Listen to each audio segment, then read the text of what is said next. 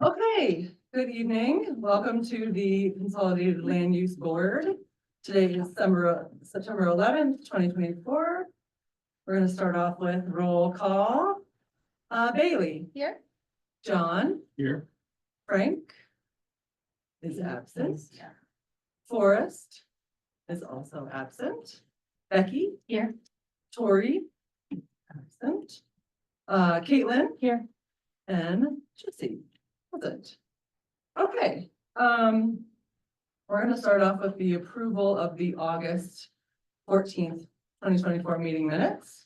May I have a motion from anyone to approve the August minutes? I'll make a motion to approve. Okay, thank you, Bailey. Motion from Bailey. I'll second. I think Becky might have beat you. I'm I'm a little hoarse. Get involved, you know, I'm getting in my role. I love That way. Here we are.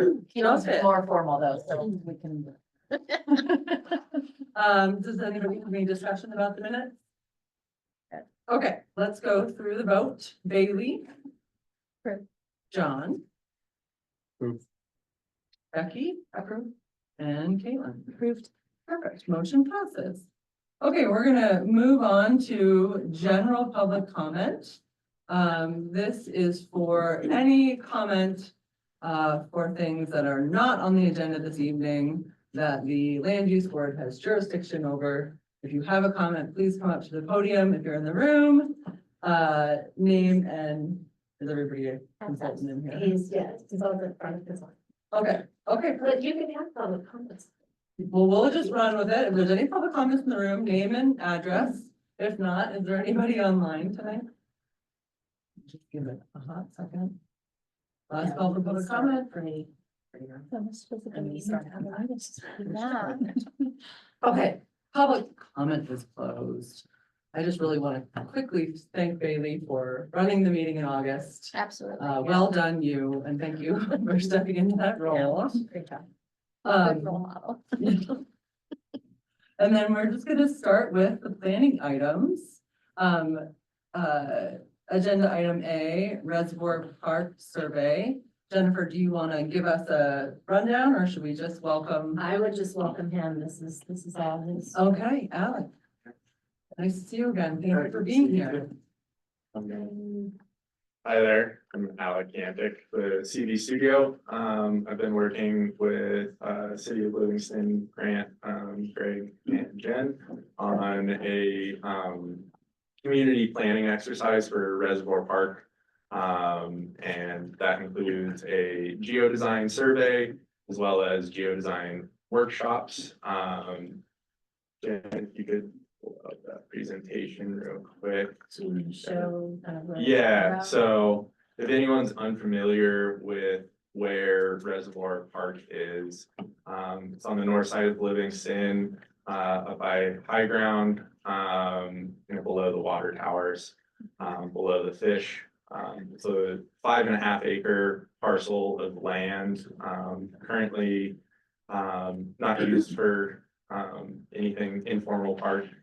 People kind of informally walk their dogs on it.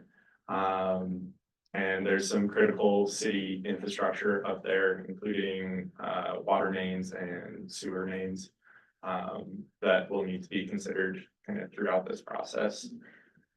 Let me share the screen. Can I ask a quick question? Yeah. What does geodesign mean? I'll get into that, Okay, perfect. yeah, through this. I give a little bit of background on Okay, that. Yeah. perfect. Yeah.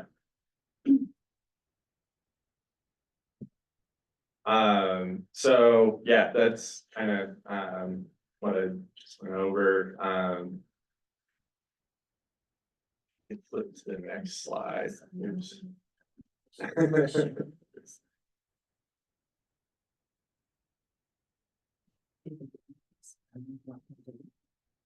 Oh, there it is.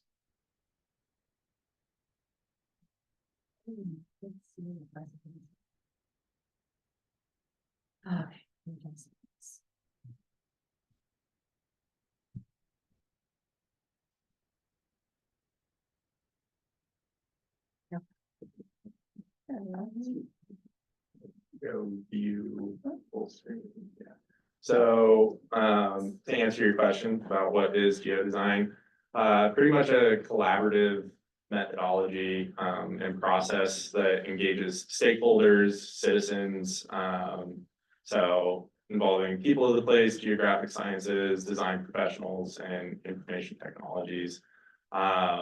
For spatial planning and city policies.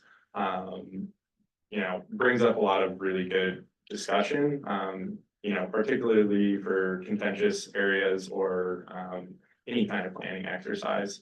It's based off of mapping exercises and stakeholder negotiations and negotiating exercises to really build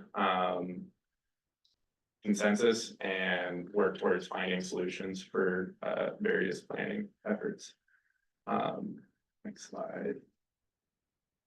The results aren't an exact set of plans. I think a lot of people have some contention around planning exercises where it's like, I don't get a say.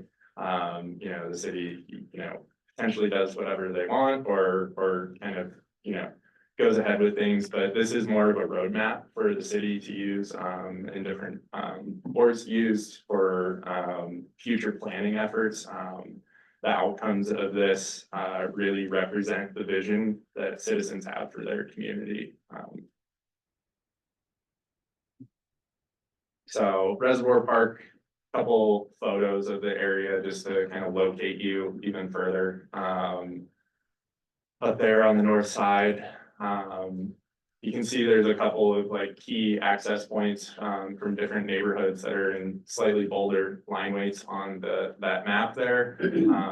Park Street kind of coming underneath the train tracks, as well as North Fifth Street up to Gallatin and then back onto North Main Street. There's a little bit of kind of jogging that goes around to get there, but one comment that has come up in my informal meetings with community members has been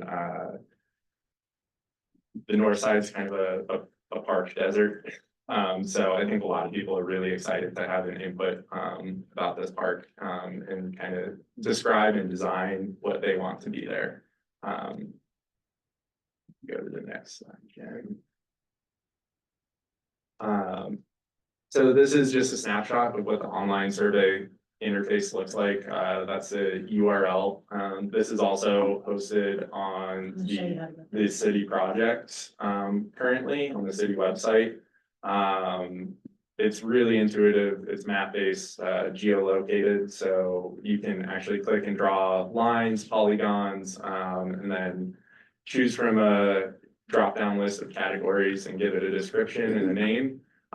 The survey is completely anonymous. You can take it as many times as you want, which is really nice because people have multiple ideas sometimes. And this will be open until October 7th, depending on how much participation we get. The survey's been live for, I think, 2 weeks now, and we've already had like 40 survey responses, which is really encouraging. People are excited about this. And Jen, if you want to demonstrate how to navigate to that through the city Just website. Go to like our homepage. If you get to the homepage at the top, there's banners for different planning processes or projects we're in or we've started. This is Parks Master Plan, which Grant will be here in a minute to talk to you about that process is kicked off. But if you just click this right arrow right here on the right side, community planning for Reservoir Park, at the top here, and it'll take you to this page. Give you a little bit of information, key dates. And then where is the survey? It's a hyperlink in the text, I think, where it says. I couldn't find it yet, just says survey. Yeah, Like, wow, I can't even, okay, well. yeah, we'll I fix might that. talk to Greg about that. Yeah. Okay, so click there, survey, small tiny survey that gets you here. Mhm. Yeah, and then it walks you through. Yeah. And then there's more background about the park and the process. And if you keep scrolling down, it kind of outlines, how we'll be going through the workshops and how we'll be using the survey. There's another link to another informational website if people want even more information. Little outline map of the utility zone that won't see any development on it. And then at the bottom of this, some example pieces just to spark people's creativity. Not necessarily saying that this is what's gonna go there. This is more just a prompt for people to get excited and start to envision what this park could be. Things like a skills park or community garden, things of that nature. And then if you click on the number 2 down at the bottom, Okay, it'll take you to that survey, and there's a simple how-to video for anyone that is kind of wondering how do I use this. It's super simple, but we'll also have a meeting to kind of help anyone that still has questions or has difficulties with the kind of interface here. You can click between satellite and base map. Yeah, the satellite view is really helpful. And then if you just want to demonstrate kind of clicking and dragging on the corner and seeing how simple that you is, want me to draw like, it doesn't matter. Yeah, just any kind of polygon. You can kind of section off an area, say things like, Yes, I don't know, kinda. playground area, dog park, or anything like that, community garden, walking trail. You can also draw lines. what do you want that to be? That could be, I mean, anything, just click on the drop down. Just to show the different kind of categories. And if those categories don't satisfy what you're thinking, you can always type it in and give it a name. Because we can always go back and kind of refine these even further. You want to show the line too, and then it just confirms it. Yeah. I don't want to taint the results. Yeah, But it's like you said, if you want to draw a line, they just go here, right? Yep. Yeah, you click the go here and then it switches over to a line-based drawing system. So if you're drawing a path or something like that, you can actually start to really refine that and design your own little pathway through there.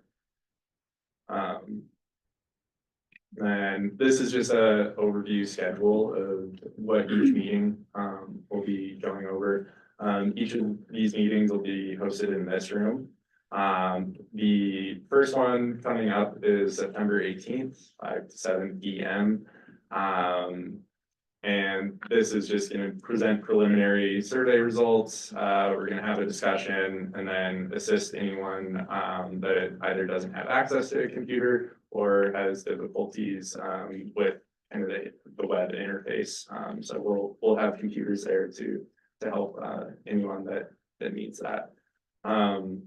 And then October 23rd is really the meat and potatoes of this process, where we'll present all of the survey results. Each participant will be broken up into specific groups depending on kind of general themes that we find throughout the survey. And then those teams will further refine those strategies and proposals and actually present them to the other teams that are attending. And ideally negotiate towards a consensus and 1 or 2 design proposals. And then the second workshop, November 12th, 5 to 7 p.m. We'll recap the negotiations, answer any questions, we'll have more discussion. And then after that, we'll compile all of the comments, survey results, and submit this to the city in a GIS format that they can then do either further analysis on, whether that be financial analysis or, a design package for like an RFP for whoever eventually ends up designing this park. But it's a really easy tool to use for the city at the end of this. I have a quick question.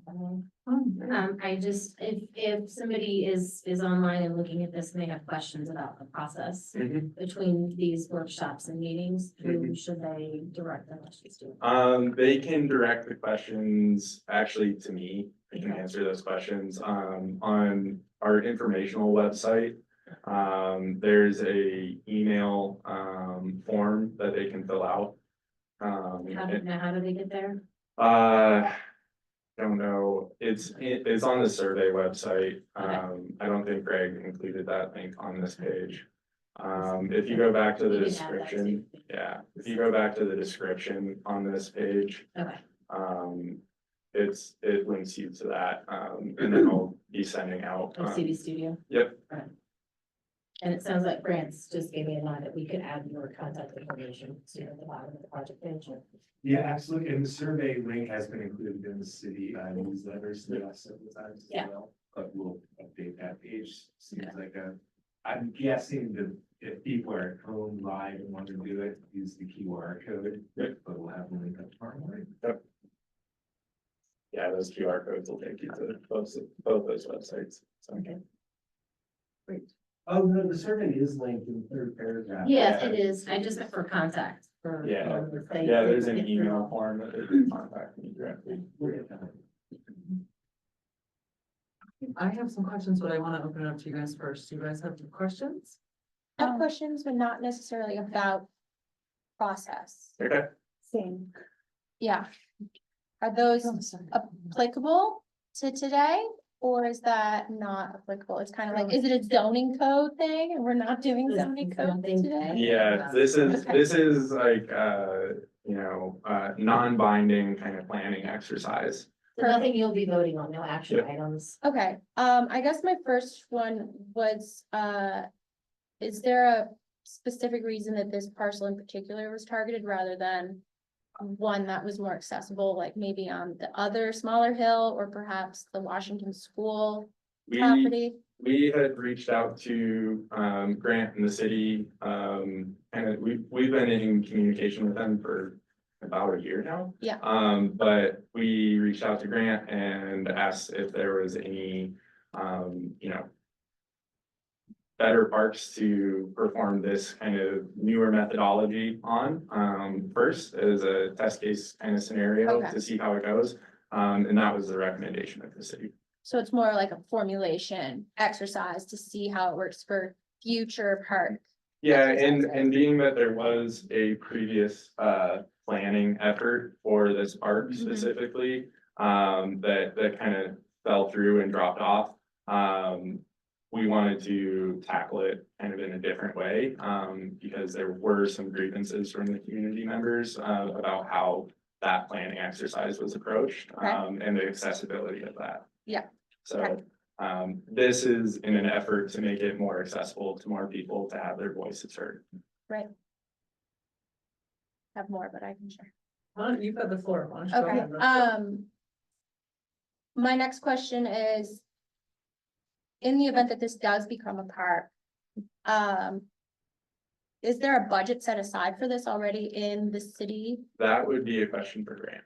Yeah, Yeah. sorry, Grant. No, and Al, you answered the previous question perfectly. Perfect, yeah. I mean, it really, the city, it was before my time Right. here. But that was one of the, several items that I, received when I got in here. And so we just wanted to kind of do it better and be a little bit more respectful of the neighborhood and the community members Right, in that area. And so, as far as a budget is concerned, and I just would like to clarify, this is already a city park and Right. it is city park land. And so we're really just looking at how we can make this plot of land more match neighborhood and community interests. And so, the budget and what arises out of this, I expect, will be included in my recommended fiscal 26 budget. okay, And so the timing of this project really is pretty perfect for that because we go into the budget process starting in January, February typically, and then get public with it around April. And so we will roll whatever comes out of this. That said, we do have some community contributions of materials and in-kind services that will go towards the project. cool, And so we're hopeful that the vision that is kind of expressed by the community matches what has been donated for the park. But if not, we'll find other uses for those materials. great. And I was just thinking in terms of capacity to start maintaining it, because I understand it is a city park currently. However, I been up there and I'm not quite certain that it is mowed or the garbage is collected or that there's water. It's like, I know there's a water mains, but not water for in terms of if there's gardens or if there's grass for kids.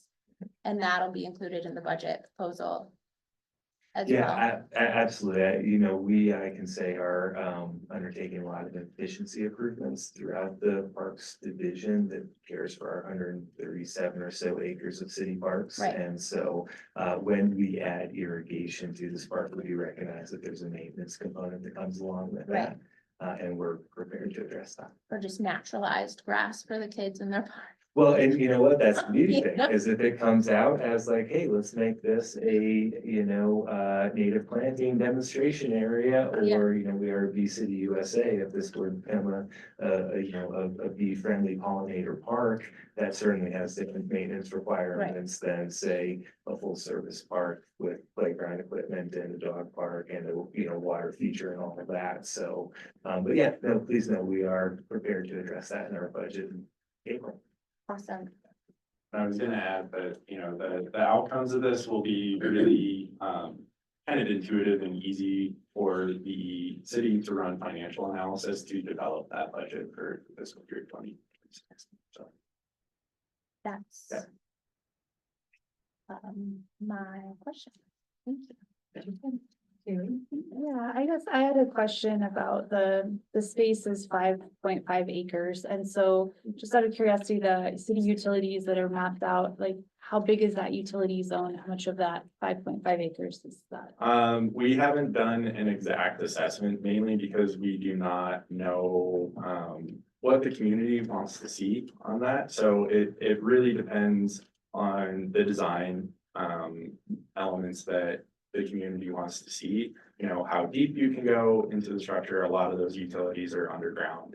I know that the actual zone that cannot be built on is, I can't have any access to, is a lot smaller than what's shown on that map. My best estimate would probably be less than, a quarter acre or half acre. And then, one of Bailey's questions kind of prompted me to ask as well. So the parcel was chosen because the idea is that Northside has a park desert. That's just a comment that I've heard as I've Right. been going through this process, but it was I live on the more, north side, so yeah, there's not a lot of Yeah. parks. Yeah. But in terms of like the population of people that live in that area and who lives there, is there any way is that going to be a part of the conversation, I guess, of the planning? Because if it's an area where there aren't a lot of kids, or it's an area where it's more older people, how are we gonna make sure that what the community wants matches the people that live nearby? I guess what I'm trying to say is that the people who live nearby, are we making sure they're taking the survey? Is there any way to ensure that the park is matching the needs of the people that are actually using it versus people who live on the south side and Right. sure, they'll take the survey, but they're probably not gonna use the park. right. So I've already done a few walkabouts around that neighborhood, handed out some flyers, already received some comments, some strong comments. Throughout this process, I'm gonna try to engage, the immediate community as much as possible. To make sure that they are taking the survey and that they are informed about when the meetings are. So I'm doing a lot of that legwork myself. Thank you. John, do you have any questions? No, that's pretty much covered it. I guess just one minor question. Are we able to see, or is everybody able to see other sort of survey results, the drawings? We will be showing those during Okay. those workshop meetings, so we'll be reviewing all of those together as a group. Okay, Yep. thanks. Becky, do you have anything? Yeah, just a couple of questions. One, just out of curiosity on the geo design, is that a platform that you utilize? Or is it So- your platform? So it's a geodesign is kind of like a high level concept that describes like a planning process. But we're utilizing a platform, and consultants that generated the GeoDesign Hub, which is basically just an interface to compile these survey results and then, do digital negotiations, through these workshops and then compile them into a GIS format for cities, municipalities, planners, or land developers, whatever the project entails, to use later in their kind of assessments. Yeah, it's really cool. Yeah. It looks like a great idea. Yeah. For the utility area that is present there, at what time during those workshops will you be presenting the actual like footprint of that? And is it clear in the survey what can or can't be done on top of that? Like, it makes sense that you can't do any development over the top of infrastructure that may need to be maintained, but like, could a dog park that's just open grass or otherwise be done? Is that clear in the survey so people can talk about ideas for that Right. kind of constraint? So that, we expanded that area around the utility area to encompass, that like kind of worst case scenario. I think a lot of this is more so at a very kind of coarse level, in terms of like planning and designing, where, this information will eventually need to be turned over to a design consultant to kind of fully refine and figure out those kind of constraints. But the roadmap and the intent is there, and the community feedback and input and desires are kind of ingrained within that information. So they can't really neglect it as much. Yeah. Yeah. And I think my last question is, so it looks like in the upcoming meetings, it kind of gets more detailed, through the three to where then we're kind of finalizing proposal information that would go into an RFP. Curious, and this might be a little bit of a dual question for you and or Grant, like, is there to help refine that proposal information, like for that utility area, does the city already have like that utility locate or like a CAD file that could be pulled into GIS, so we know kind of like exactly what is there Yes. to help with that? I don't know if you're gonna get that detailed by the time we get to November, but just thinking ahead for the design process. Yeah, and that's a conversation with, the city that I think, I still need to have is whether or not, they would like that to be a little bit more tidied up and packaged after those community negotiations. Because, I'm a licensed architect, I, understand the building process, I can do some of those things up front. So the RFP is even kind of further refined and, has that jump start, for the city. as well. Excellent. That's all I need, Jess. Okay, perfect. And I just had a couple, I'm glad that you're, really thinking about targeting the neighbors. I think that's gonna be really important. I was just trying to rack my brain about who I know that lives up there to make sure that they got the flyer. I know you had some flyers at the farmer's market, so I appreciate that. And the other thing I was just thinking about that might be helpful, and maybe we'll hear a little bit more about this in the city parks master plan, but connectivity to that park. So I live at the, top of North 8th, and there is a city path that kind of goes up that hill. And then I think there's a city easement maybe that like heads east. Am I going the right direction, east? So anyway, it might be interesting for people to understand, how you can actively transport there through the various, trails that are, they don't look very established, or they're not very well known unless you sort of live there, or you Right. ran a night owl run like 12 years ago or something, and you happen to run up that road and you're like, oh, I had no idea. So there are To the some, left, yep, down, it down, comes, down, down, down. if you go Summit, well, I Left, was left, left. thinking Oh, Hang on, you're my thinking the screen- one that goes from hang on, my the screen smaller share's hill. North 7th, so North 7th, and it kind of veers off. And the parcel that I use is for sale, and I'm probably not supposed to walk through it anymore, but you can go at the very end of Summit up this path. Mhm. But also if you take it from North 7, There it is. that is a city path. Yeah. Yeah, that's the connector, right? Yeah, the That's city the connector trail. So anyway, it just might be an interesting thing to mention that that connectivity is there, and maybe it is in the big.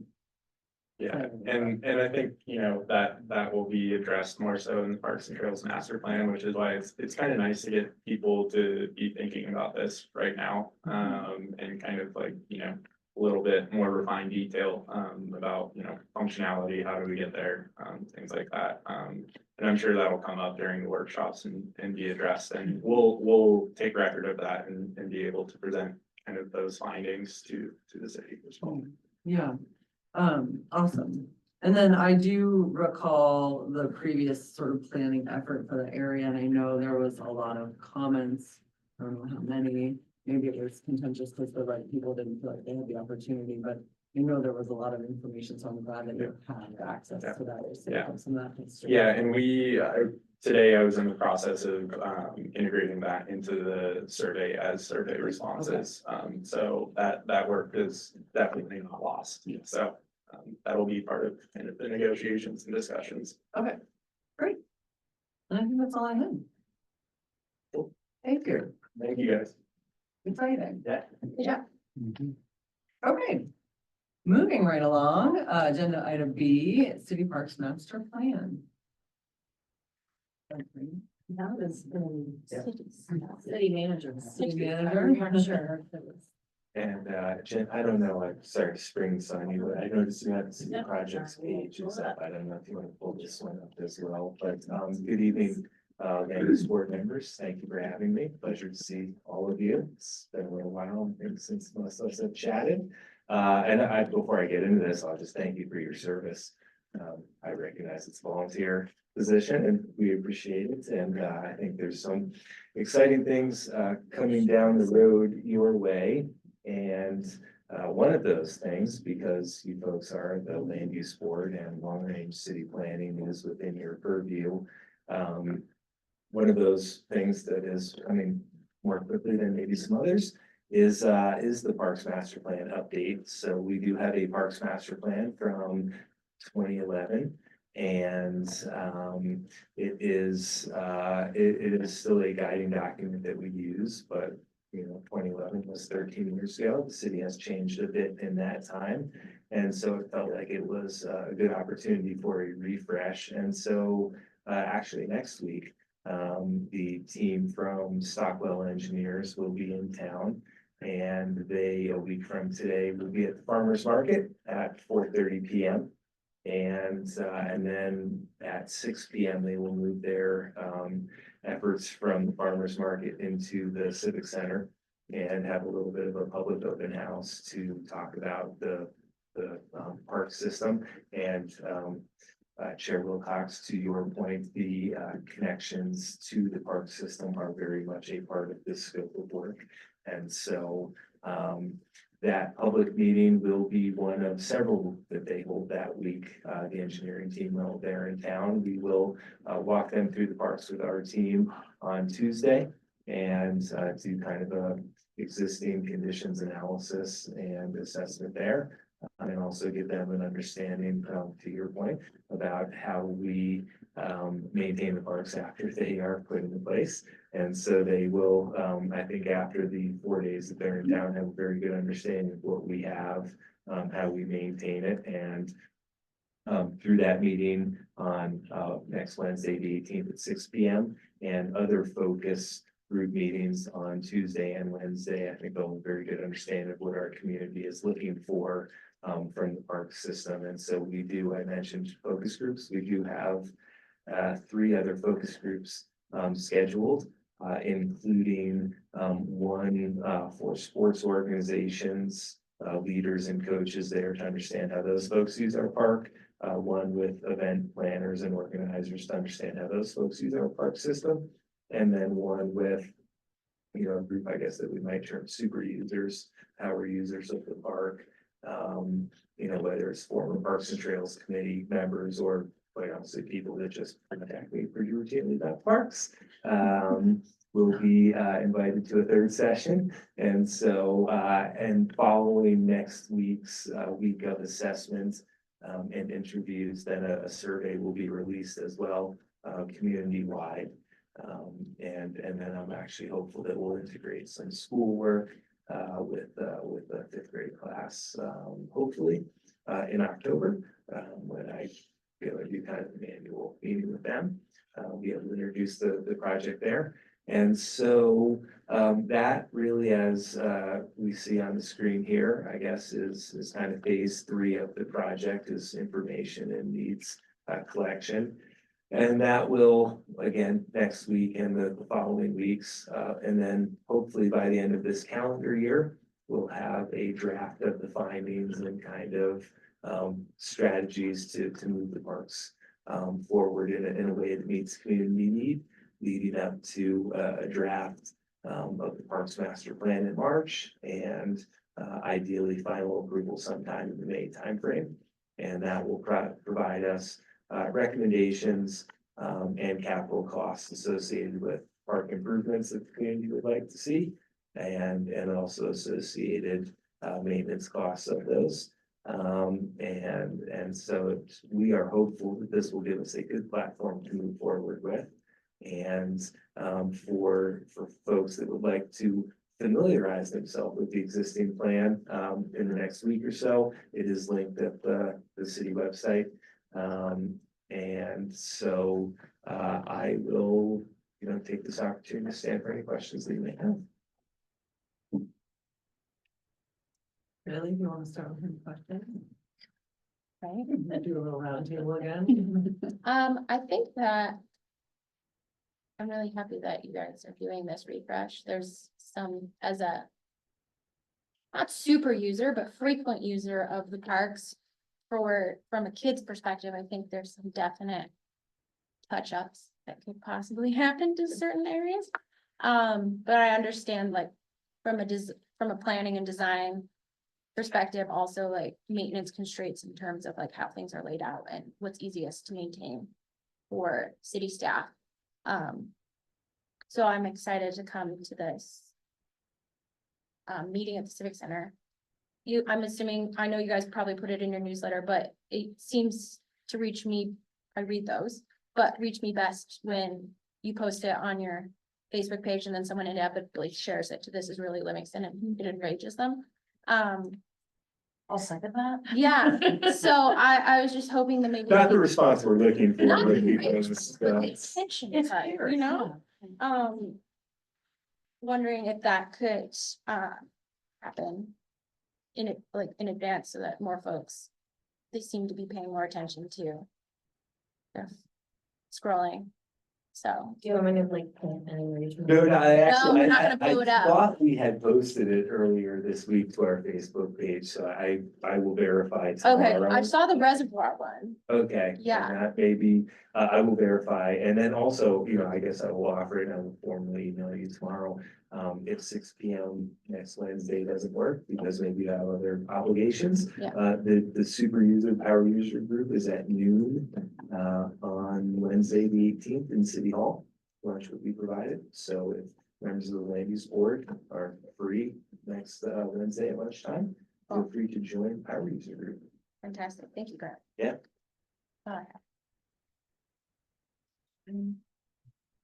No questions at this time? John, anything? No, this is good. Lots happening for planning, master planning. The Stockwell Engineering Engineers Incorporated. engineers is, when did they come on to help out with service? So they've been on their project now about a month. Okay, And we had a kickoff meeting and they've, reviewed the existing master plan, the growth policy and some of those other foundational documents to get an understanding of the community before they visit. okay. Where are they from? They are out of South Dakota. Thank you.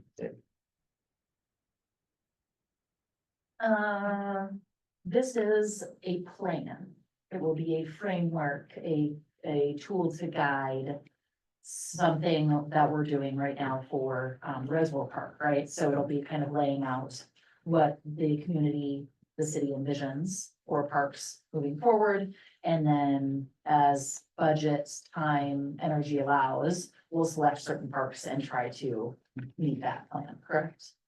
That is correct, yes. Okay, And also, I would point to the recent work in Sacagawea Park, from the Tecca family who donated a pavilion. And that pavilion in a very similar fashion was contemplated by the 2011 master plan. And I've had a lot of outreach from different community members. I don't want to single anyone out, but whether they're looking for recreational amenities or other amenities, they have expressed a willingness to fund park improvements. And so, it provides a budgetary roadmap, not only for the city, but I think also for our private sector partners as well. And what is so 2011 was the last one. Do we have an idea of how long we want this to last, or will that come out in the planning process over the next couple months? Yeah, I think generally speaking, when we talk about things like the downtown master plan and parks master plan, in that 15 to 20 year period feels like an appropriate time. Obviously, that's somewhat dependent upon community changes and growth in that 15 to 20 years. Yeah, okay.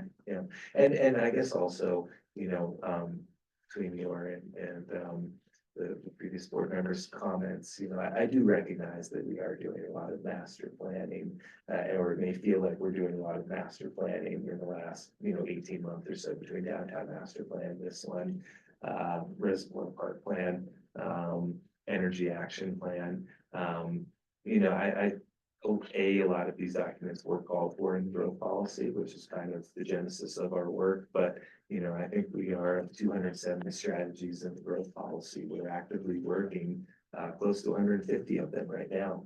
And so, please know and this, team of staff that I have here, including Jen, we are not people that just plan for planning's sake and put plans on the shelf and let them hang out there. We are implementers of plans. And so I'm optimistic that recommendations from this plan and the downtown master plan, and just as we've seen with the growth policy, will move forward in the next couple of years. Planning is great in my eyes. It's the doing that gets scary, where all of a sudden, if all of the projects came to life at once, that might get scary, but the planning for the future, I think, is great. So it's also, if we can get the community used to these planning efforts, let's knock it out, let's get them engaged, let's get them going. So and I guess that kind of goes into my second comment, similar on the Facebook piece. I think it's a great way to get people engaged. This is a unique town that we utilize Facebook as a very large advertising and communication tool in Livingston. And I think the more that we can get items put onto that Facebook page and consistently would be great. For all of the upcoming meetings for Reservoir Park for, September 18th, October, November, if we can get reblasts close to that to make sure we're engaging those folks on the north side, that would be great. Similar for this, when we've got meetings coming up, or if it's, the surveys are closing or something, people will look at that daily and stuff gets buried if it's just posted once. So I don't know if that's something that you want to add to your daily list, but I think it's a great idea to advertise as much as we can in as many places so that we can get the public engaged in these processes. So, I appreciate the feedback. Thank you. that's all I got. I'm gonna just echo or build on what you just said. Thank you for your presentation. I wonder about, I'm just trying to think, I wish the radio station was back up. I mean, everybody says that, but it really was such a great way for getting communication on. It's been a historic issue. But I'm curious about Park and Community Foundation just has an excellent listserv of people in the community. I wonder if partnering, I don't know if that's a possibility, but when some of these big surveys or needs for public input, maybe leaning on some of those different partners might be helpful. I don't know the logistics of that. But anyway. It's good feedback, Yeah. and please know, we do try to work with other community groups, and, I think we're all familiar with the Enterprise, but Yeah. there are other publishers in the valley. And so please know, we do actually communicate directly with the Enterprise, the Journal. Community Journal. Exactly. And then there's the Shields Valley E-News and the Gardner newsletter, maybe, it all costs a little something, but they're there. Yeah, that communication piece is tricky. And then I just was noticing you've got your Reservoir Park meeting, the 18th from 5 to 7. Then you have this meeting, the 18th. after the farmer's market. It's just so hard to schedule all these different things, because there's like evening things that happen on the same evening, every single evening of every single day in Livingston. And people are programmed Tuesdays and Wednesdays for public meetings, which makes it a little bit more difficult. Yeah, that's true. And then I guess my only other question with the engineering company, I was just thinking, so CV, I can't remember. Studios, thank you. And then we had the folks that did the master plan, and then these guys are doing the parks plan. Have we, I guess I'm just trying to think about how to, I think about consultants and plannings and things like that, and sometimes, that historical knowledge is important. So like moving forward, you've sort of selected 3 for these different projects, but as time goes on, are you always looking for new RFPs and trying to get different, the best bang for your buck? Or is there some thought and continuity as we move through a lot of these things, just to make sure that historical, relationships are big, working with consultants and getting people's feedback and getting people to trust, giving their opinions and things like that. So just something to think about as you go down these paths of planning and consulting and such. It's nice to retain and maintain as projects come up, if it's feasible.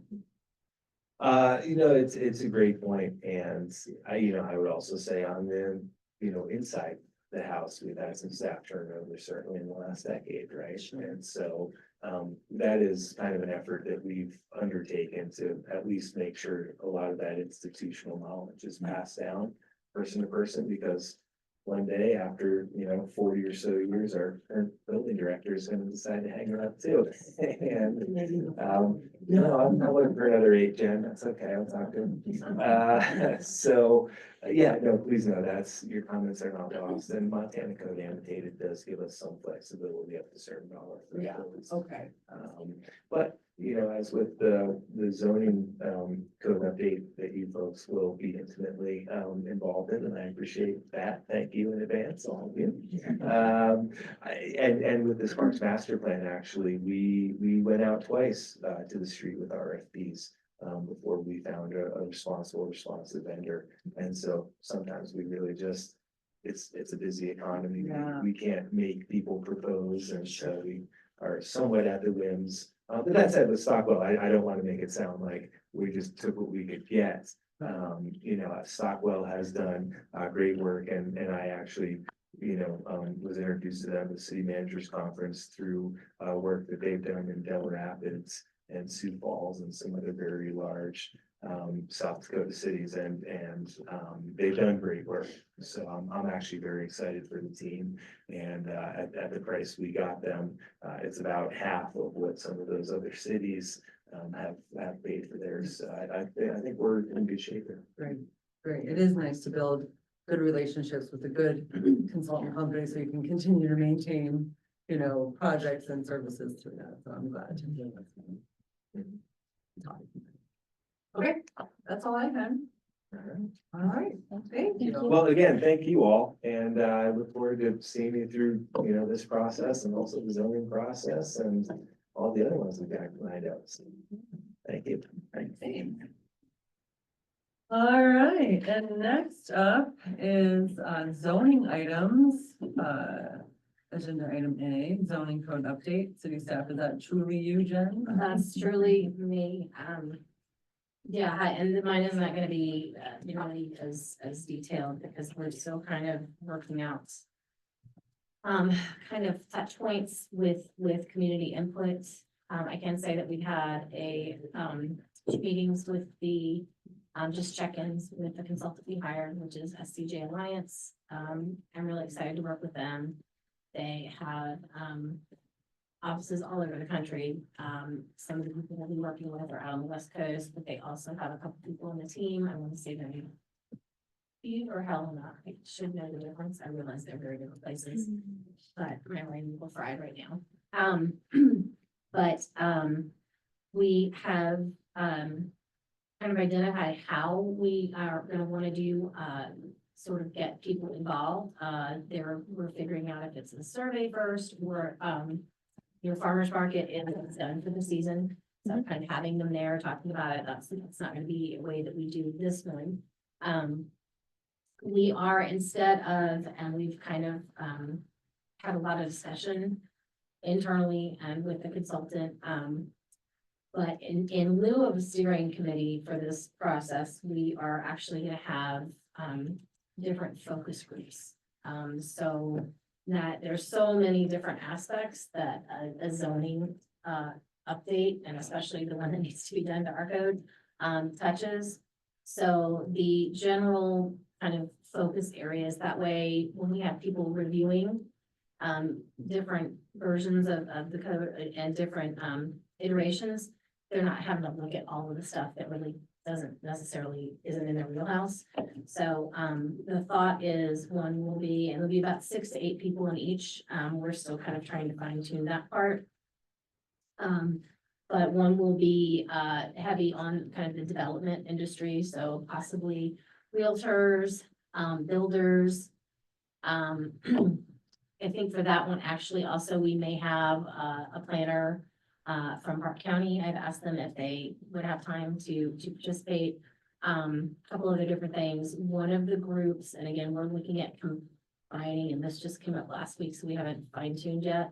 But like housing and transportation, those are pretty closely linked. There's not as much, in a town our size, a city our size, where zoning, I think, affects the transportation system, but it's certainly housing and what types of housing are allowed. I think especially for multimodal transportation options can really, make a difference and change depending on what's decided on where the housing and types of housing go. One of the groups was, community nonprofits. And then I feel bad because I'm blanking on the other, I apologize. But basically just 6 to 8 people in each of these groups that kind of have common interests. Oh, and another was economic development and commercial.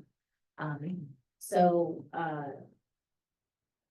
they're looking at it from the lens of things that are important to them. And for some of these, we have and historic preservation and conservation. And so like for that one, for the development, we anticipate we'll have one architect on maybe the development focus group, and then another architect on the preservation focus group. There's a couple of different types of things we'd like to see a different person in each group with the same,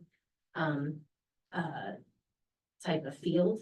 But they just may have they're looking at it from a little bit of a different perspective. And so, yeah, we're looking at that. We are still on track. We've talked to them. We think that we will be bringing this forward, after rounds of getting inputs, having the focus groups, I believe. And for this, we are doing a lot of the way that the scope of work was written for this was to put the public engagement very squarely on the consultant's shoulders. I do not have the bandwidth.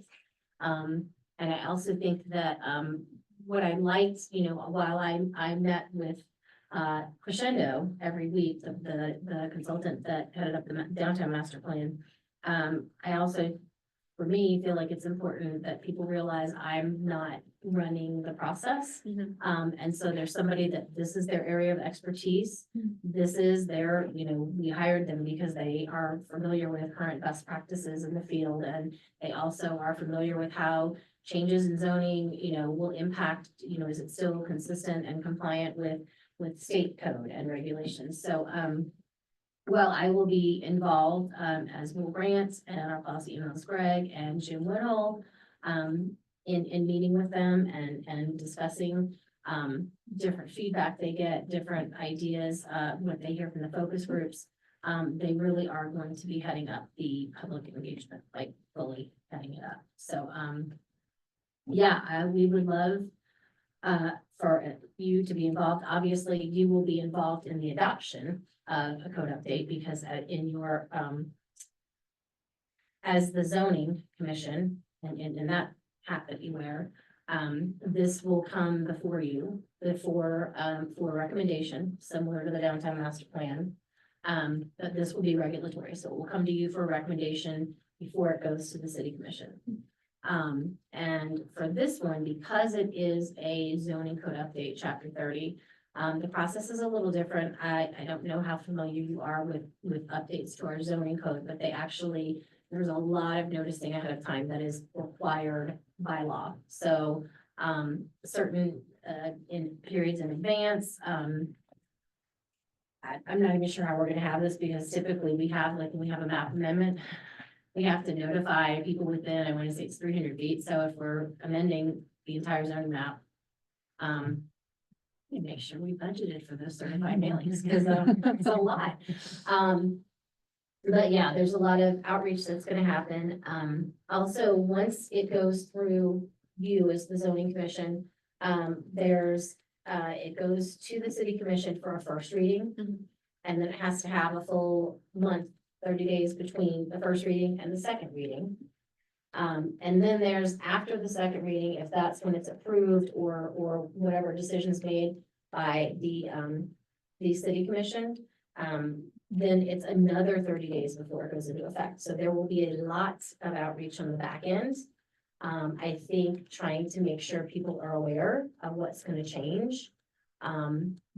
Obviously reaching out, making sure that they understand how important it is that they're involved with the discussions during the update.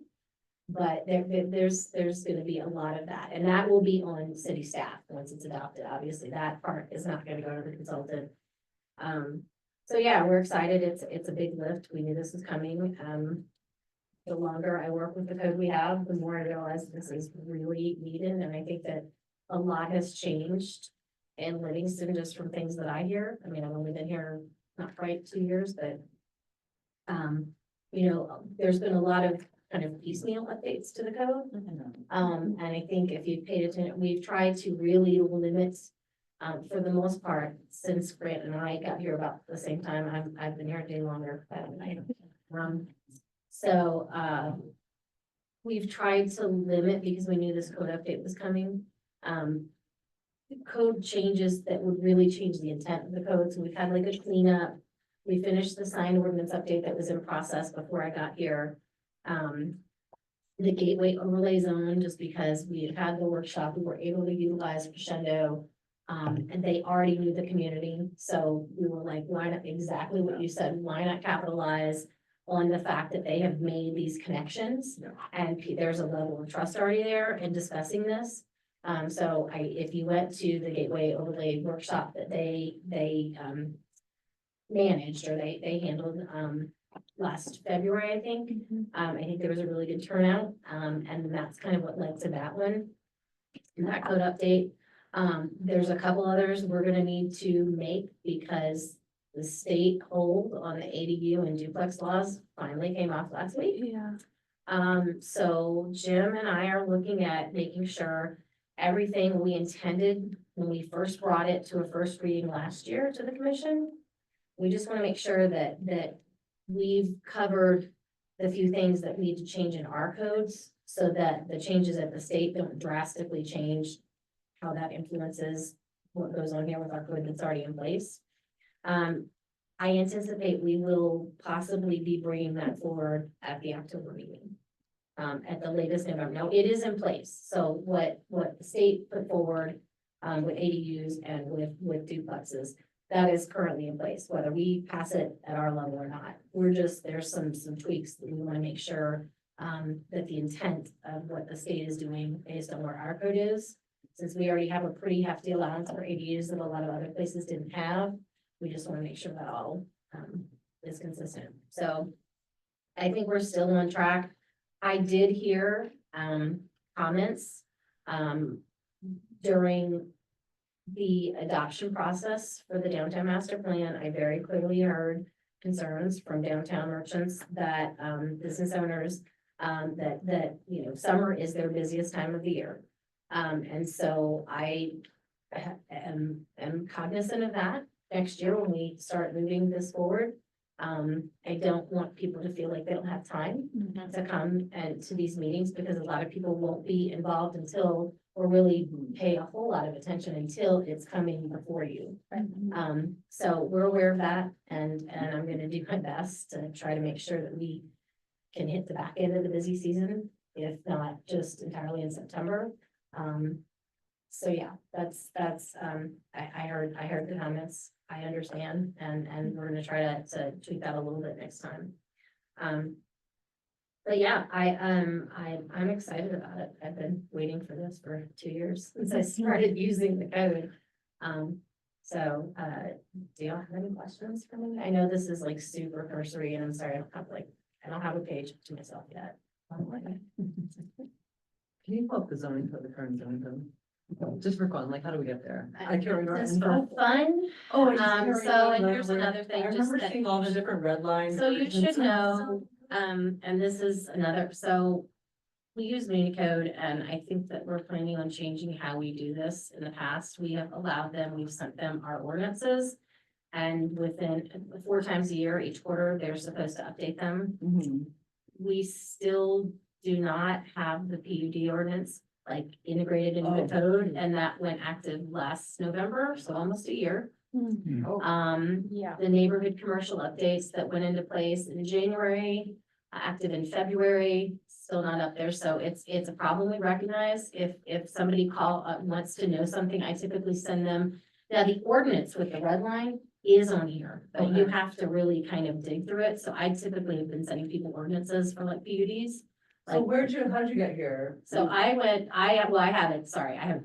It's under resources at the very bottom. It says municipal code. Oh, is it on the our? planning. Oh, hang on, see, I never booted it City that of way, so. Livingston. And Unicode usually, even just with a simple search, usually comes up for. If you almost- put, yeah, Unicode, Livingston, Montana, I mean, this is, yeah, Under so. resources, the very bottom one.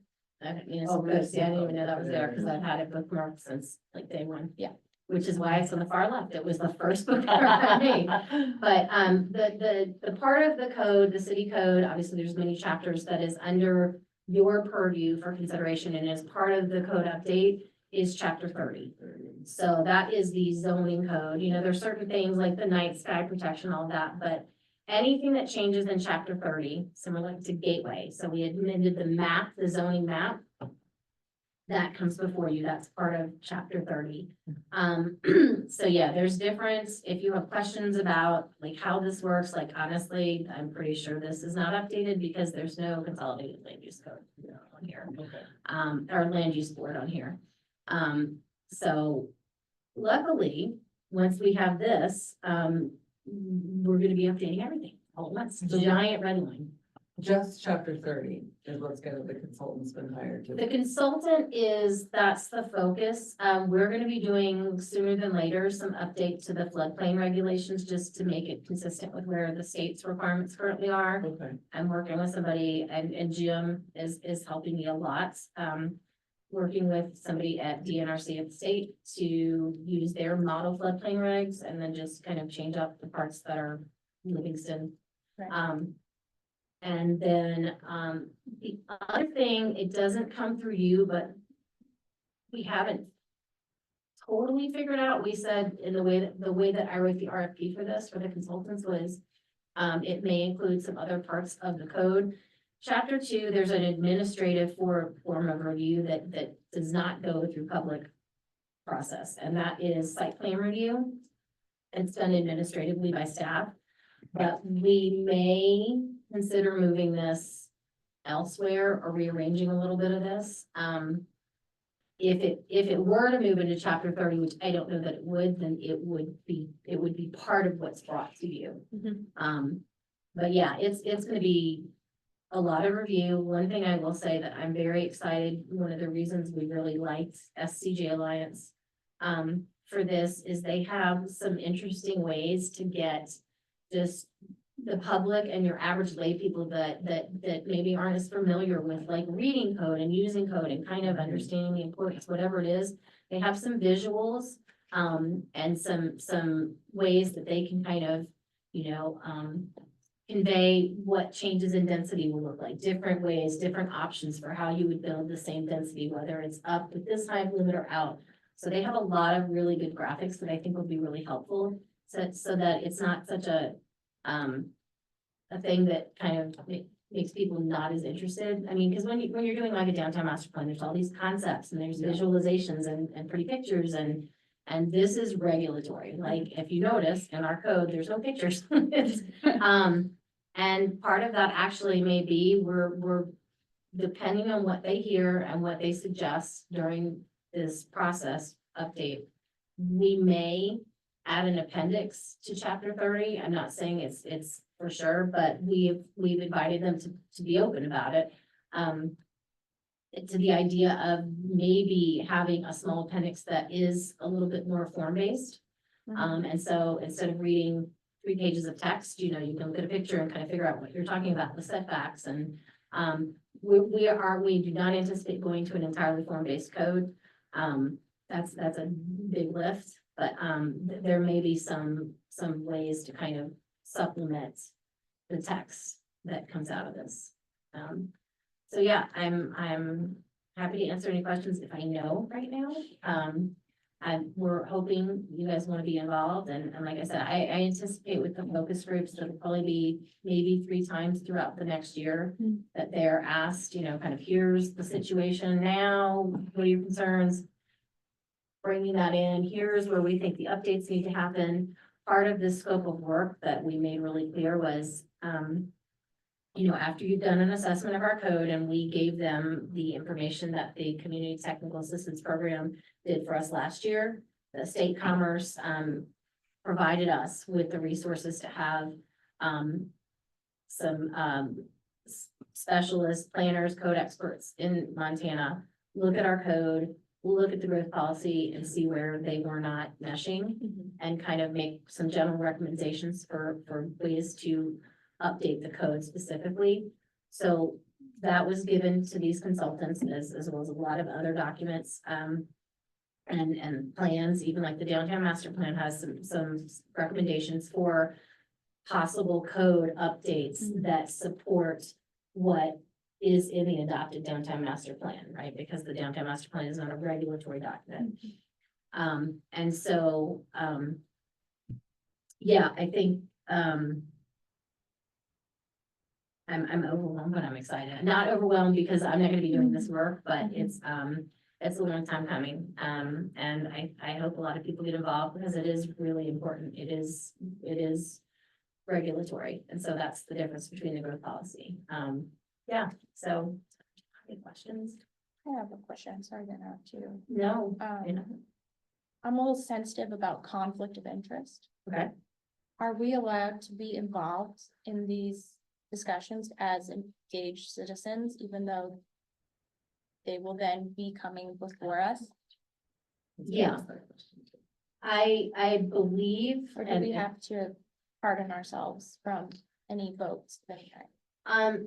No, you are the voting and this board, so Tori is not, Commissioner Lyons is not a voting member, obviously, but there are 7 of you that are, and so you will all be, and it's not, this is a small city, right? Small enough that like, you're gonna have some sort of interest or this is gonna influence everybody. This is gonna influence the neighborhood you live in. This is going to, if there's a recommendation to change the zoning for your district, I mean, or alter something or change the density, I mean, we would probably have 5 out of 7 of you say, we can't vote. So it's, I want you to kind of look at it holistically. I don't think we've finalized that a land use board member will be in one of the focus groups, but I think that this is gonna come before you more than once. I think it's gonna come to you. What I envision is we as part of the scope of works, are having the consultants, basically, once they've gone through, they've looked at CTAP's recommendations, they've done their own assessment, because I would never ask somebody to basically go forth and they haven't looked and assessed our code as well. The CTAP is just kind of guidance for them as a place to start. But they have to, any recommendations, so they're gonna have a plan to move forward, and they're gonna say, these are the recommendations where we think that we need to make changes. And then they're gonna need to basically kind of why is this necessary? Mhm. And then kind of what are the anticipated outcomes if this changes? Like, here's where it is now, so before you even get to like the specifics of how that code has changed, just the general ideas of here's really where you're out of alignment and, you know, you want infill, but you have this area here where, you know, this is what you're looking at. And so we need to find a way to this is just an example, change density. I'm not gonna say increase density, change density in this area. And then here's what that could look like. Right. So that, again, I wanted that to be really clear so that everybody understands before they just start changing code and writing, Mhm. what does that mean? What could that mean for you? But I don't. This is gonna impact all of you. You all live in Livingston. I believe you have to be on this board, right? So Mhm. this is gonna impact everybody, so I don't anticipate anybody will pull out or not participate in the vote, because then we can't move forward. Um, I'm just gonna piggyback on that and then I'm happy to, because of my experience with the growth policy process, which was a huge document, and what ended up happening was we had a consultant who worked with the city staff, who created a draft, and that draft was like very long, and there was a lot of public pushback on that draft. And so what ultimately happened was the planning board took it upon themselves to go chapter by chapter in a very public way and make recommendations based on public comment and whatever. So it was a lot of work, it took a lot of time. We are, I would say that the community and the planning board, I can speak for maybe the people who were on it, were really proud of the work that they did. However, with this one, trying to avoid that piece. Similar to the downtown. Yeah. Yeah. So, but my curiosity lies, that's why I was like, how long is this thing? How long is chapter 30? My question, I guess, would be, Jen, is as these focus groups meet and they've chunked out these themes, I guess, and I don't know if this is possible, so if it's not, I get it.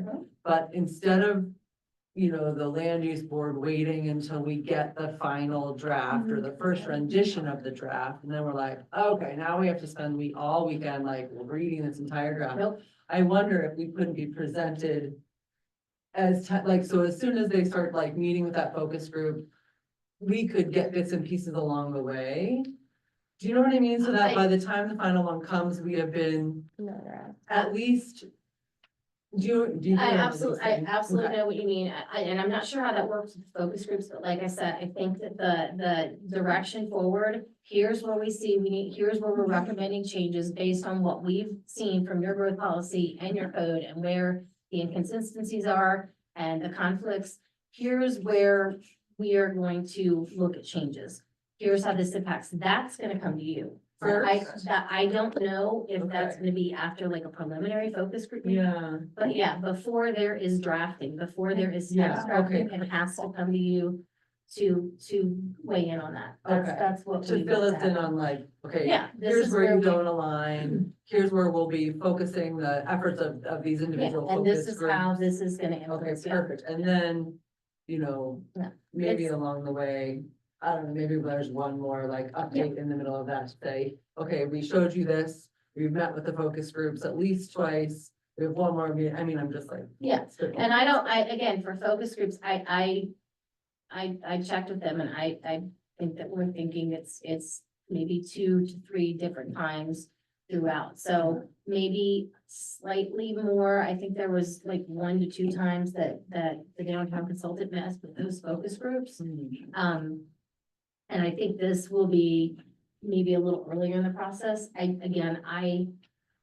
waiting and they're waiting to get information from us. And because we threw a little bit of a curveball, because we kind of changed direction from having just your normal steering committee that everybody on there is responsible for looking at everything.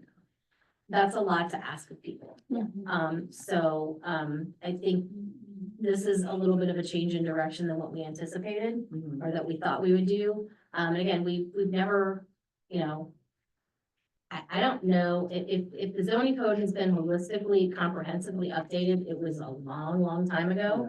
It's something that I know that Jim Whittle has wanted to get into for years and work on. He's just been always super busy. That's why the staff just doesn't have, one, the capacity to do this, and two, I don't have the expertise. I would say Jim probably does. He's very familiar with Montana Code Annotated. You know, I'm getting familiar, but this is what they do. Right. So, yeah. And one other just like thought, and I don't wanna make anybody do any more work than they don't do, but it would also be similar to the way, I guess I'm just like spitballing as we go through this process, but similar to having a commissioner sit on these guiding advisory, guiding boards to the Yep. commission.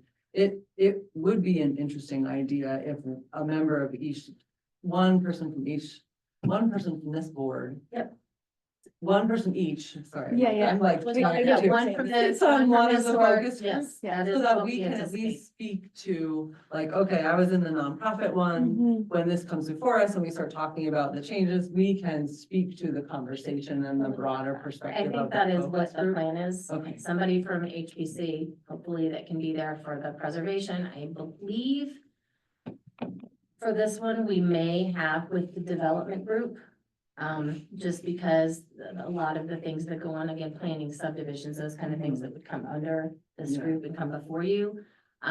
It dovetails, but like I said, I'm hoping we get this kind of finalized as far as we have a list, and now we're gonna condense, the consultant said, can we condense this from 5 to 4 focus groups, make it a little more Oh, manageable. okay, Yeah, and so we need to tweak that a little bit, but we have not people in mind, but like I said, like architect 1, architect 2 over here. well, and that's what I was thinking, John and Forrest, you guys are both in development and or architecture, so maybe one goes on one and one goes on the other and, you know, I don't know.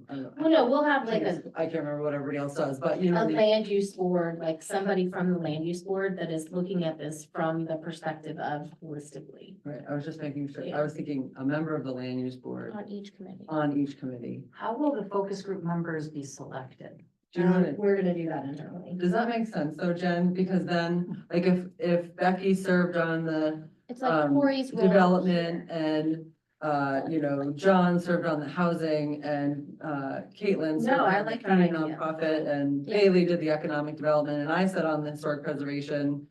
Then when these come before us. Yeah. One member from the land use board has participated in that conversation. Mhm. I And like so that idea. I didn't know anything about what was going on in the development and, but John was there and he could say, okay, this was the focus group I served on. And if you guys, and as we are asking questions, I he really can like just, that idea. you know what I mean? No, I absolutely know what Okay. you mean, and that's the Sorry. thing is we. No, No, you did a good job. I understand. Gotcha. Yeah. I understand where you're coming from, and again, I will probably reach out, since we don't have everybody here, and we probably like to get moving on this before the Yeah. next meeting. I think that's a great idea. I also want to find out before we are reaching out to, I don't want to say tap people to be in these focus groups, but ask if they would be. I want to figure out with the consultants, what are the time commitments that we're asking for? I feel like that's really important to ask Yes. people up front. And that way I can also tell you, because it's unlikely with what I know is gonna be coming down the pipe for you as zoning and planning, that we will be using these meetings for all of the focus groups. We might be able to use it for one, Mhm. but I don't foresee that we're gonna be able to use this once a month meeting for like doing all, it A it quick just. update. on- Well, yeah, and it wouldn't work because we'd have to be in different places, so. Yeah. All Oh, of yeah. these, the focus group meetings, yeah, I. But the think that's a downtown good idea. master plan that I was part of the development housing group, and it was an hour. Yeah, I was Yeah, on one like of them too. 3 I times, remember I when- think. Yeah, I think that's about what we're looking at. It will During the take, but this document is not gonna be a 60-page document. I mean, Yeah. again, there's different sections of the code and it's not that happy by any Good, means, great. but there's not large font and there's not pictures, so you know. Not supposed to be, it's code. I know, well, again. I love some people pictures. prefer base. I love Um, visuals. If you can get that appendix, figure it out. Well, that's- Design Yeah. examples. That's what they're gonna be doing Yeah. is showing these, they have all these, Okay. these illustrations that they have like in their library, I guess, and they're like, we don't even have to recreate these, we've used these elsewhere. again, to kind of like, illustrate what different densities can look like, whether it's a couple duplexes or it's a fourplex, depending on what the height is. So I think it's during the process, I'm excited to see how they can get people really understanding and interested in it. I would love it if there was a way that you thought any of your students might want to be involved. You know, the wheels are turning. When he was talking about the park survey, I immediately thought of our CAD teacher. What a great lesson. So I'm gonna show him that link. But then I'm also thinking about how I could potentially get my students involved in this because I think, yeah, I think there's a way to do it, for sure. I think there is. It's not quite as straightforward. I think it's like a planning process where Right. you can say like, what would make you want to stay? But I think, these guys are pretty good at what they do, SCJ, so I think that they'll be able to come up with a way to engage them, and I've actually already told them I would like it if they could. Yeah. Find a way to do that, Get because into the I high mean, school, yeah. if they're gonna be the ones that are living here 20 years from now, and if they wanna stay and we'd like them to stay, Yeah. then they should feel comfortable being part of it. Civic engagement. We had a nice comment from a young student from the, for the Yeah. downtown Expo, and I thought that was really That's easy. encouraging. It's nice to see young people. Yeah, they did a meeting with, I think it was at a high school, was it the conservation group at the high school? Yeah, it was the green initiative, Yeah. yeah, before I forget. You said the October meeting, I'm thinking city commission's October meeting is gonna be about the ADUs and the duplexes. Or are No. you saying our meeting? No, it has to go to you first. Okay, And we okay. have a very hefty noticing period, and we have not even 100% figured out everywhere we need to. Like, we had this all figured out. We brought it to city commission last year. And now we realize in the past year with some questions that have come up from people that live in certain places, how this would impact them, that we just want to make sure we've got everything covered, because we don't want to do this and be like, oh, we didn't realize that the state thing actually changed how ours So- is interpreted. And that was my other question. I actually had that question coming into this meeting tonight because I did read in the paper that the injunction was lifted. Mhm. So it sounds to me like like the city has already had a plan in place of having the injunction lifted or anticipating the injunction being lifted. So does that change really impact significantly the ADU duplex code that Yes. it does? Yes, Okay. so the biggest things, I will just say, the biggest things to remember, and again, sorry, a Park County Housing Coalition is having a series of 3 workshops over the next couple months, specifically focused on ADUs, how to finance them, how to manage them, construction and zoning considerations. I've been talking with Catherine Daly, who's heading that up, and we'll have some city staff that, not the financing part, but maybe about like permitting and zoning considerations. And we're going to make sure, because everybody that's asking, I'm like, here's where we are now. So if you want your ADU, here's what you get. When the state thing comes through, here's what's gonna change. Okay. So there's kind of benefits to both. We told people, if you wanna wait, here's what you get from this. If you wanna move forward now, here's what you may wanna look at. The biggest changes I would say to remember are that, we can no longer charge impact fees for ADUs. Currently, we waive 50% of the impact fees for an ADU. If you, and in return for that, you have to deed restrict the ADU to stay with the primary unit. We are no longer allowed to, and again, we have to look at this, but, to deed restrict, and because we have to waive 100% of the impact fees, that's something we just want to make sure we understand, because then now basically you're saying, okay, you don't have to meet the minimum lot size anymore, if they don't have to deed restrict it to stay within primary, and that was something I don't know that we fully, completely had vetted.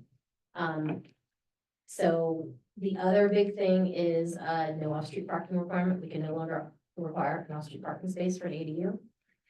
That's gonna probably get pretty challenging for the south side of the tracks and the other part of the city. So I would still strongly encourage anybody that's building a residential unit to try to provide at least one off-street parking space. But we cannot require it for an ADU. There's something about architectural similarities. We don't require that your ADU matches the primary now, so that doesn't impact us here in Livingston. For the duplex law, the main thing to remember is, duplexes will now be allowed anywhere that single-family residential units would be allowed. So the only real place, because we made some changes about a year and a half ago to the code, that allowed you to, let's say, density-wise, you were allowed to have 4 units, 2 ADUs and 2 primaries. We changed the code so that it didn't change your density allowance, but it allowed you to configure it so that you could cluster your development instead of just a primary and an ADU and a primary and ADU. If you wanted, you could do a 4-plex, and that way allow for a little more space for parking, maybe some undeveloped area. So the only place offhand, if I remember, that the only zoning district this really impacts is like directly and obviously upfront is R1. R1 right now, we do not allow duplexes. Well, we did not, now we do. So, just those are the key things I would say. for these. Regardless of lot size. No, so R1, you have to have a minimum lot size, but if your house is already there, for some reason, if you didn't have, you still have the ability to have that duplex. Okay. Our minimum lot sizes are established. If you legally have your house there, I don't think there's anybody in R1 that doesn't have the minimum 7,000 square foot lot. And there's not a lot of R1 in city at all. So yeah, but so for the 3,500, some lots maybe I've noticed a little less than. It's odd that they happen, but if you already have a house, that house is there.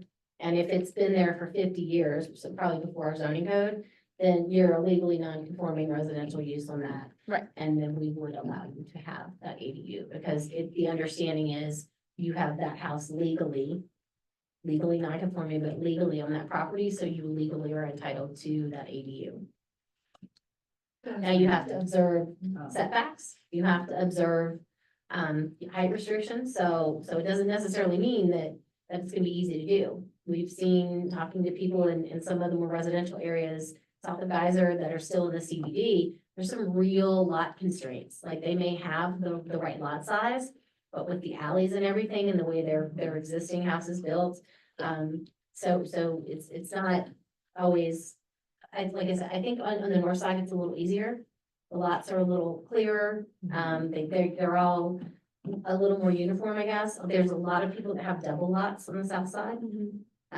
So yeah, it's Jim, I had many puzzle sessions where we're like, well, wait, if we allow this and then you have an ADU, how many units is that for this? And so, we're looking at that, but I do think we'll be able to bring that hopefully in October, but because I need to ask if we can move the October meeting, I'm not gonna be here, it may be November. So I'm gonna send out an email, because I want everybody to be able to weigh in. I'm also doing this with the HPC meeting, I just sent it out to them. And I will do this while I'm gone, so even though I'm gonna be out for the next couple of days work-wise, I will get this out to you so we can get on the books. But my guess is, since you're already here for Wednesday nights, I'll either check to make sure the room's open, either the Wednesday before or the Wednesday after, and see what the consensus is. Now, if we don't have anything ready to come before you, that's an action item, we may just be able to not do the October meeting if you're okay with that. I mean, it's really fun to sit in this Yeah. room. So.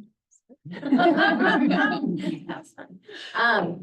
And I do know that you asked, and Shannon has had some last minute swap. Yeah. So, the Public Works Director had a position on the former planning board. It's roughly every meeting, I think, so once a month, he tried to have, kind of a list of the projects that we were working on, so updates. He is gonna put that together. He hasn't been, Martha was kind of the one keeping that up, and she's been gone for a while now. She moved back, to Colorado. Oh, Yeah, Oh, yeah, it's a while ago. Yeah. oh. my daughter's 3-year-old husband moved with her. Yeah. Her son. Okay. I was like, wow, what a lot. She So, was so yeah, and funny. we have a new project manager, and he's great, but it's just, they've been pretty busy. So, he, and also what we've decided to do is, we're gonna, the projects that he will provide updates are things that are within your purview versus private development that goes through site plan review that would not come through here for review. So like you'll probably be hearing, there's gonna be, an eightplex that just pulled a building permit on H Street, a developer, yeah.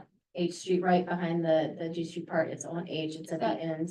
Oh, I know Down exactly by what you're talking the, about. the listing. Right on the river. right on the It is creek. not actually, so I didn't even look at it, so it did not, it doesn't have enough units to trigger site plan review, it doesn't have 10 or more dwelling units, it isn't gonna create enough parking spaces, so the way that our code is written, and the way, I mean, we cannot be looking at every single person. Wow, I thought he was gonna do 4. So he's gonna do an eightplex, and he, by right, he has that ability, Yeah, and yeah. so he's pulled the permit.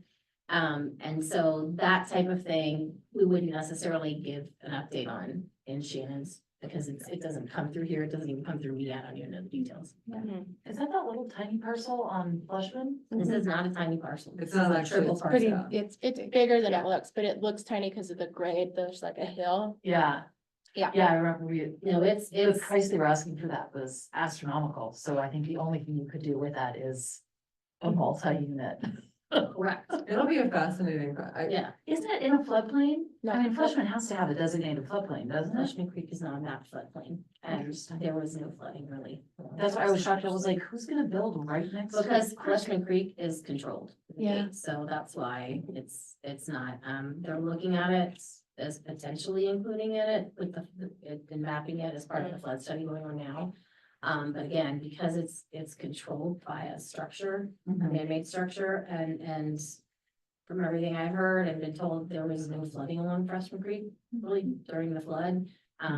It may not end up in there as a need, because if we can, if the city with the gates can determine kind of where the level goes and then siphon off some of the energy through to the lagoon somewhere else, and it doesn't go Yeah. to Flushman. I don't really know how all those are connected, but, then it doesn't make a lot of sense, because once you do that, and if people's property's in the floodplain, when it's not really flooding, Right. you're creating some issues with, home Sure. insurance and stuff, that's Mhm. really, it can be a big burden. Totally. So. Yeah, and yeah, I know that area didn't flood during this one because that water basin wasn't Yeah.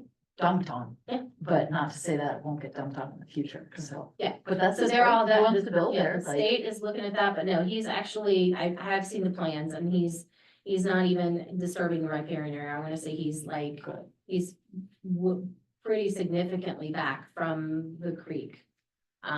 And is working with the topography a good bit from just the plans, the elevations I've It'd seen. be fascinating, actually. so yeah. to see Mhm.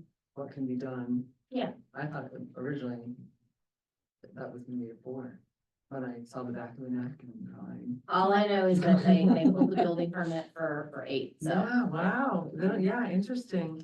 That's a beautiful spot. Yeah. It's a beautiful spot. Good view of the fireworks. Yeah. Well, yeah, I know. Hear the It was roadside like a cannons, little like, loud boom, yeah. for about a week. Um, Well, thanks for, Can I keeping go it back back. to it? Sorry, I've got a couple questions I want to go back to on zoning code update, but go ahead, John. Well, I just, are you, maybe I missed this somewhere along the way, is it your intent to outline this whole process of review, going through the whole zoning? Create an outline, just of what, Oh, kind of there's a like lot of, what- there's a what lot you of showed? things floating around right Yeah. now, right? Are you gonna sort of document an outline of like, this is how this is gonna work? Yes. Okay. And like I said, we have, I think I showed it maybe 2 meetings ago, kind of Mhm. what the scope of work was. Mhm. But we're not at the level yet, but we will have a page, just like they do, Yeah, okay, showing kind of how that's gonna work. I Okay. just don't have it yet, okay, because we're, like I said, we kind of changed track a little bit on the steering Perfect. wheel. I had some notes on that. Anything else? Okay, similar question, one of my questions on that, what is the general schedule? Like, can you give me like a quarter by quarter, like kick off the process? Sounds like September, really public engagement. Well, and that's Next it. This September. isn't gonna have a lot of front-loaded public engagement. I've asked if they have like a survey that they can do to kind of like get people's general idea of zoning, like, to me, it's kind of taking a temperature, like, what do people know, like your average layperson, what do they understand about what a zoning code is? So they're, I think, looking at that, I'm sure they've done it elsewhere, it wasn't necessarily part of the scope. But I don't think that we're gonna have any sort of public touch points like that, probably until, I mean, it could be January. Okay. Yeah, I guess I'm just looking at Yeah. high level, like, I guess when is the end? Because goal? they're gonna, so again, we asked them and even though we kicked off a month late, they still were like, we're pretty on track for that 12 month. But we realized, it's 12 months depending on the requests for edits and changes. Once it started moving through, like with the downtown master plan, there were basically the changes, and there were very few were brought to you, kind of like, this is what we're suggesting. Right. Chances are for this one, it may be, there's some things you guys asked at the meeting, like, hey, can we look at this? It may not, I mean, I would like it to, I would love that we've done all our due diligence and gotten out there and gotten everybody involved. So that there's really very little questions about, there's not a lot of questions about that by the time it gets to you. Right. But if it does, we've given them the ability to, so that it's not locked in at 12 months. And because of the feedback that I've heard from several people about not bringing something like this to especially downtown business owners in the high season, it may be September before it comes to you, not like a year from now. So generally 12-month Yeah. schedule is what we're aiming for. Yes. Okay. On the, just a quick comment on the focus groups, Bailey, I had the same question, like, can we be involved? Where's the conflict of interest? One of my thoughts is that if we are only involved in one group. Right. We would eventually be voting on the entire thing, Mhm. and we didn't necessarily influence each of those focus groups, so it feels better in my eyes. Yeah. And whether or not we get to be on a focus group is yet to be determined, but I think if we only have say on like that one piece, it's less questionable. Mhm. Feel better about that. And then last question I have is on Municode. It sounds like there's definitely an issue with them updating it, but I've had to review a ton of codes in different cities across, like, Unicode's a really good platform. Are we gonna keep it? I can't answer that. Okay, cause they're like, their format is so easy. It's not To the format that's the utilize? issue. Yeah, It's but I'm the just, responsiveness to when we give them something to update, and Yeah. it's supposed to be done every 3 months, and I'm almost a year out on the and PD. that's where, cause I've seen other places where it's updated within 30 days. So, yeah, definitely. There are different An issue. levels of plans. Grant is 1000% aware of this issue. And I believe he's working on it. Okay, But it's tricky when you have some really significant changes to the zoning code, like you don't have a PUD ordinance and then you have one. And I can't send people links to our code. I have to send them it's not even strike through for that one. It's entirely new code. So I just send them the ordinance and say, here's what it is, here's the application form and, but yeah, so. that's all I got. Yeah, thanks. I agree, once it's up there, it's real clean. Okay, any more board comments before we adjourn? Okay, let's adjourn, 7:08 Thanks for your PM. time. Yeah, thank you, everyone. Thanks, Jennifer. Job.